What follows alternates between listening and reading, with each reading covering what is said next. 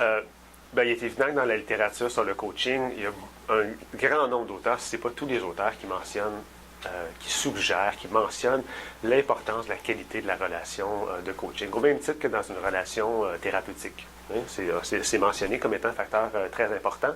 Ceci dit, il n'y avait pas beaucoup d'études jusqu'à ce que je m'y intéresse un peu plus spécifiquement qui évaluaient quel était le rôle de l'alliance de travail sur les retombées d'une démarche de coaching.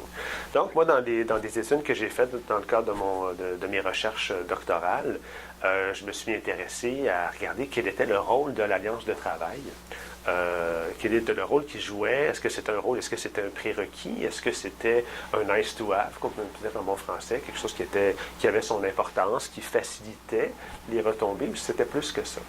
Et ce qui est ressorti de façon très intéressante, en fait, c'était que plus les gens suivaient de séances de coaching, eh bien, plus ils voyaient leur sentiment d'efficacité personnelle augmenter.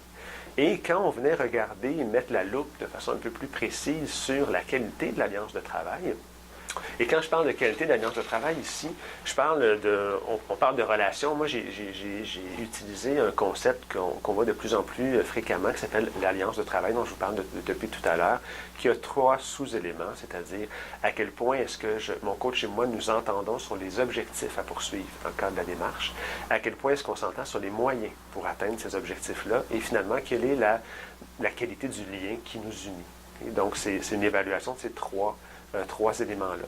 Eh bien, on voyait que même si les gens avaient suivi beaucoup de séances de coaching, si cette alliance-là n'était pas très forte, eh bien, on ne voyait pas ultimement des retombées en termes d'augmentation du sentiment d'efficacité personnelle. C'était donc non pas simplement quelque chose qui était une variable à valeur ajoutée, c'était carrément un prérequis. S'il n'y avait pas d'alliance de travail qui s'établissait de façon forte, eh bien, il n'y avait pas de retombée de coaching.